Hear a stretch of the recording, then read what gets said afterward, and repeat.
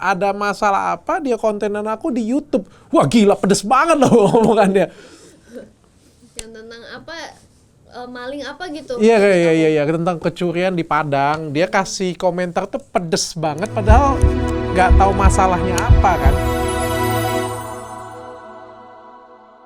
Halo teman-teman, kembali lagi di Question TV bersama saya Cat Victoria Lim, dan di sini ada Pio, maminya Cat.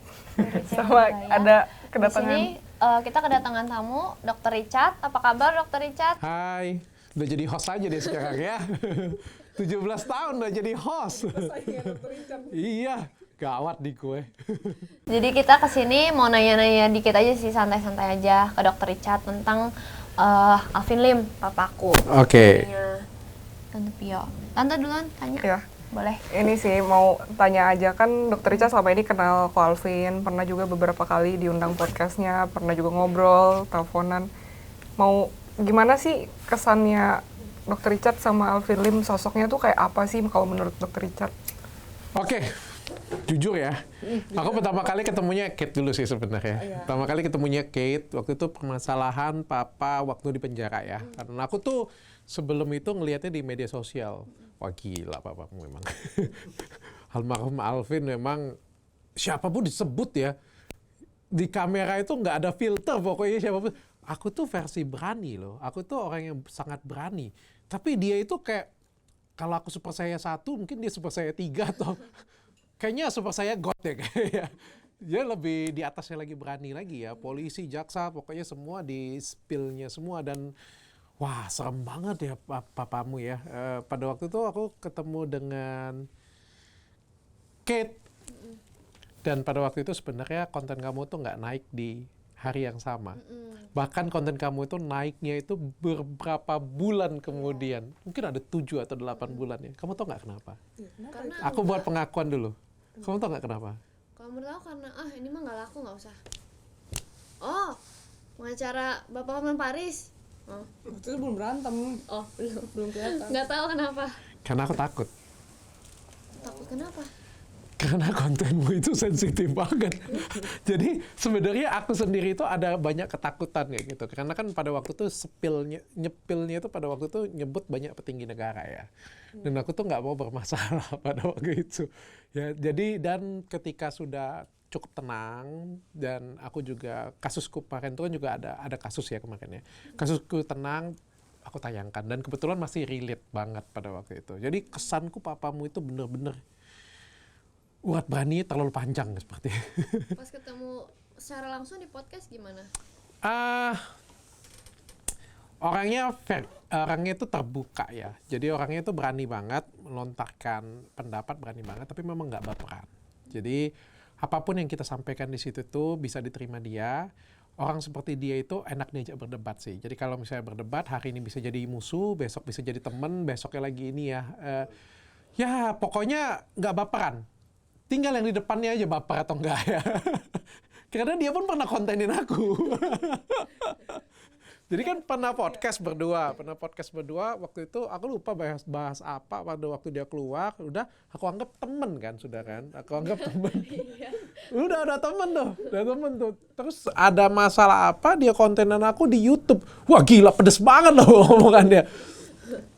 Yang tentang apa, maling apa gitu. Iya, tentang kecurian di Padang. Dia kasih komentar tuh pedes banget padahal nggak tahu masalahnya apa kan. Yaudah aku coba chat kan.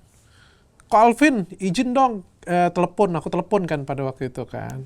Waktu itu aku emosi juga kan telepon kan. Tapi aku sampaikan dengan dia. Ini loh kenyataannya seperti ini loh.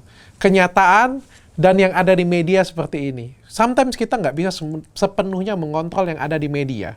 Tapi kenyataannya seperti ini. Dan pendapat ko Alvin itu bisa memperburuk posisiku di media, aku bilang kan. Tapi paling nggak ini loh.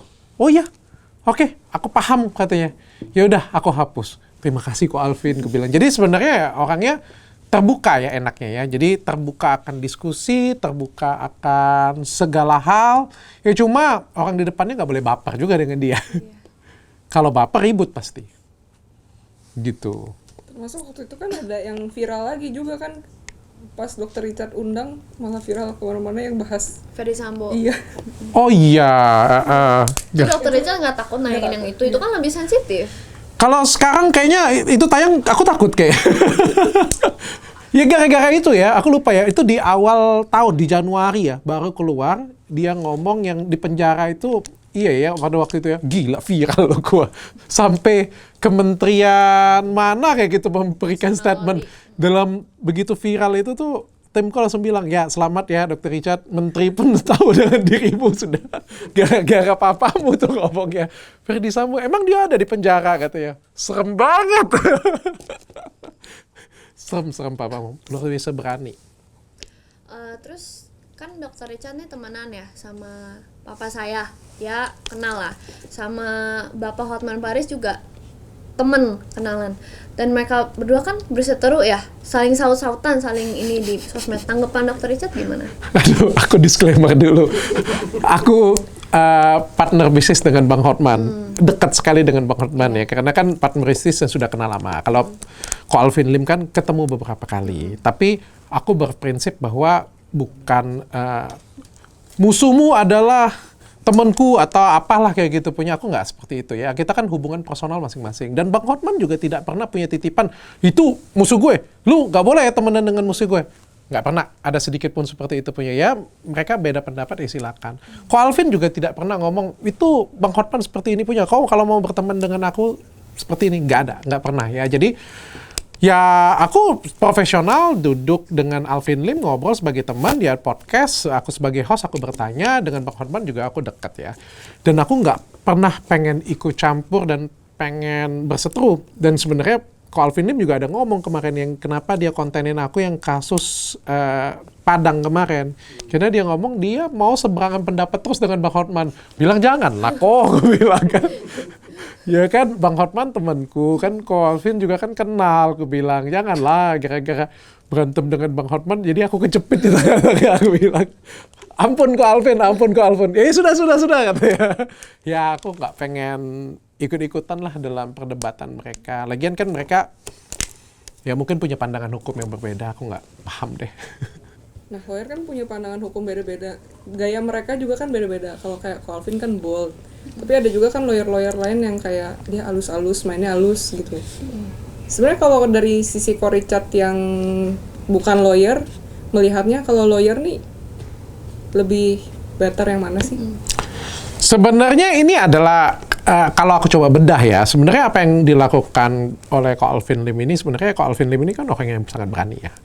Tapi dia memanfaatkan keberanian itu dengan jelas ya, sehingga itu yang menjadi trik marketingnya dia. Jadi dia cara cari kliennya dengan cara seperti itu, ya dengan cara ya dia bersuara lantang besar membela orang sehingga terlihat menonjol dan akhirnya klien-klien datang. Ya sebenarnya itu kan sah-sah saja ya yang dilakukannya. Cuma kan sometimes apa yang beliau lakukan itu terlalu berani sehingga membahayakan diri dia sendiri ya. Bermain di pinggiran jurang yang bukan cuma membahayakan diri dia, tapi juga membahayakan anak istri dia ya. Meskipun apa yang diperjuangkannya juga untuk orang kecil. Jadi ketika kita berjuang sesuatu tuh ada dua tuh. Pertama, untuk bantu orang kecil. Yes, benar. Tapi kan ada satu lagi yang pas diinginkan dari seorang siapapun pengacara yang berbicara vokal ya, tentu kan pengen mendapatkan rezeki lebih atau dikenal oleh masyarakat. Dan ini kan yang berdua-dua yang berusaha diperjuangkan oleh Ko Alvin Lim pada waktu di media manapun. Ya sebenarnya sah-sah saja, nggak ada masalah. Cuma kan sebagai teman saya ngelihatnya berani banget, serem. Padahal Dr. Richard juga sama beraninya kan? Enggak lah, aku masih levelnya kayak gini. Levelnya beda.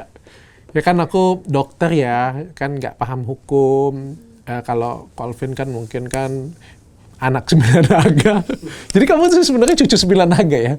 Enggak juga sih, aku kayak ibaratnya cucu gelap. Cucu. Karena kakek aku itu istrinya kan banyak gitu sih. Oke. Enggak ini juga sih. Ngomong cuman kayak ya udah ngomong aja. Tapi kan nggak dapet.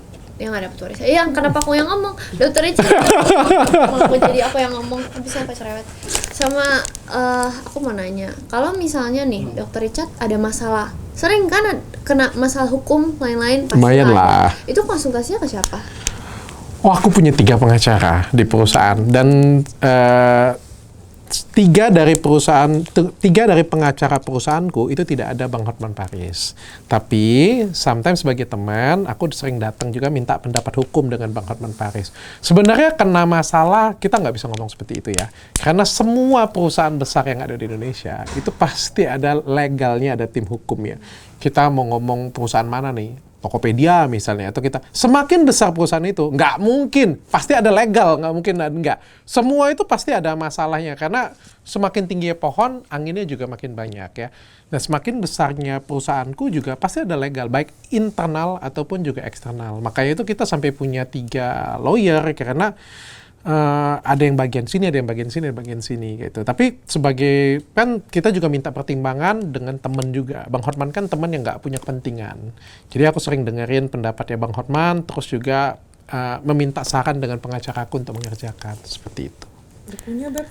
Pasti kamu mau nawarin kan? Kamu Kat mau jadi pengacaraku? Kalau ini boleh nanti kalau aku udah Boleh. udah apa 25 tahun udah Boleh. Dengan senang hati aku kalau misalnya kamu yang belain. Tapi selama ini pernah ada hard feeling gitu nggak sih sama Ko Alvin? Apalagi pernah kayak diserang gitu kan? Aku sama kayak Ko Alvin. Aku tuh orangnya itu nggak nyimpen. Jadi selama kita itu bahkan kalau misalnya ada masalah pun aku bisa salaman dengan orang itu. Jadi aku tuh bener-bener orangnya profesional dan nggak nyimpen. Terakhir, Dr. Richard pakai makeup gak? Pakai. Hari ini aku ke Bepom, ada acara TV, masih pakai. Sometimes saya pakai BB cream, BB cream doang sih. Jadi pakai skincare, habis itu pakai BB cream. Sometimes, kadang-kadang pakai lip gloss ya. Aku nggak punya alis. Ya jadi sulam dan pakai sulam juga sudah lama banget 2 tahun yang lalu dan selalu disuruh orang datang untuk retouch tapi males. Aku orangnya itu nggak pernah terlalu mikirin penampilan ya karena menurutku tuh kayak value tertinggi dalam diriku itu bukan penampilan. Jadi ya kayak aku nggak peduli deh mau kelihatan ganteng, mau kelihatan jelek, mau kelihatan kusut, mau kelihatan apa. Karena value-ku menurutku bukan itu. Tapi kan bagaimanapun juga sebagai public figure, penampilan juga penting ya. Jangan kacau-kacau banget juga lah kayak gitu kan. Alisku tuh cuma ada di sini. Cuma di sini. Sama aku juga gak punya alis. Di sini nggak ada alis. Jadi disulam, cuma males kan retouch lagi kan. Terus kadang-kadang retouchnya pindah orang lagi disuruh laser dulu lagi. Males banget ya udahlah pakai ini aja deh. Pakai pensil atau pakai apa deh kayak gitu punya. Udahlah nggak peduli aku. Paling gitu aja sih. Oke. Sama. Terakhir ada ini gak harapannya dan pesannya setelah Ko Alvin meninggalkan Alvin itu dikenal sebagai sosok yang berani ngebongkarin itu, pejuang keadilan gitu. Gimana harapan Dr. Richard setelah? Harapanku pastinya akan ada pengacara lain yang bisa meneruskan apa yang dikerjakan Alvin Lim. Harapanku juga Kate bisa jadi penerus Papa juga. Kate bisa paling nggak itu mendapatkan prinsip-prinsip dari Papa bisa diteruskan dari Kate. Aku ngelihat Kate orangnya berani banget. Dan aku mungkin bisa kasih pesan ke masyarakat Indonesia. Kadang-kadang kita itu jadilah masyarakat dan netizen yang cerdas, jangan menilai orang tuh cuma dari satu sisi saja, karena kan perjalanan hidup orang itu kan cukup panjang ya. Jangan sampai gara-gara nilai setitik rusak susu sebelanga ya. Jadi gara-gara satu permasalahan kita mengblame orang tersebut itu jadinya jelek, jadinya ada ujaran kebencian, ada banyak hal lah. Padahal sebenarnya apa yang dilakukan Ko Alvin Lim terlepas dari ada kurangnya, tapi kan pasti ada bagusnya. Mari kita hargain Ko Alvin Lim, apapun yang dia kerjakan dan juga sudah pergi dari dunia ini, kita doakan semoga tenang di surga sana. Terima kasih Dr. Richard. Satu lagi. Kalau menurut Dr. Richard kira-kira perlu nggak sih ada pengacara kayak gitu? Sekalian riset nih. Perlu nggak sih ada pengacara yang kayak gitu? Apa? Sudah ada kan? Hah? Bang Farhad Abbas. Aku yang nanya deh kalau kayak gitu. Siapa pengacara di Indonesia yang menurut Vio dengan Kate mendekati dengan Ko Alvin Lim?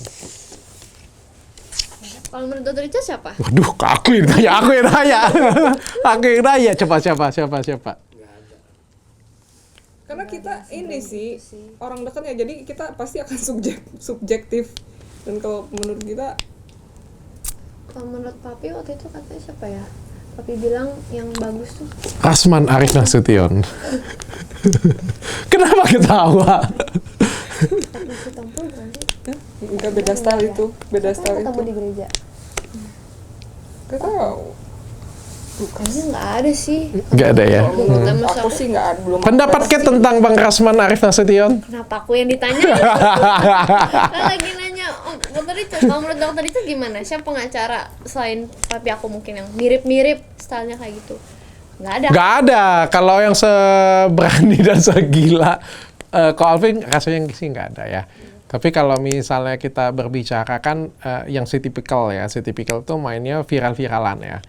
Kan pengacara ini ada tipikal masing-masing ya. Ada yang tipikalnya mainnya viral-viralan, ada yang mainnya itu soft, pelan-pelan gitu kan. Nah itu kan yang seperti Ko Alvin ini mungkin Bang Rasman mungkin ya, Fahad Abbas, ya Bang Hotman Paris gitu kan ya, yang selalu speak up.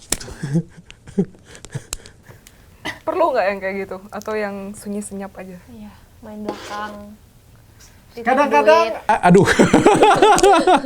kadang-kadang ada pengacara yang kita butuhkan untuk seperti itu. Kadang-kadang ada pengacara yang kita butuhkan hanya untuk bekerja apa adanya saja. Tergantung kasus. Kita nggak bisa samain semuanya. Nggak bisa disamain. Oke, itu aja berarti dari Dr. Richard dan teman-teman barusan mendengarkan kita butuh pengacara seperti itu. Jadi kalau misalnya teman-teman punya masalah hukum dan sebagainya, kalian bisa datang langsung ke kantor LQ Indonesia Law Firm. Bisa langsung hubungi hotline di bawah. Oke, terima kasih Dokter. Saya ngantri ya. Jadi berapa tahun lagi kamu?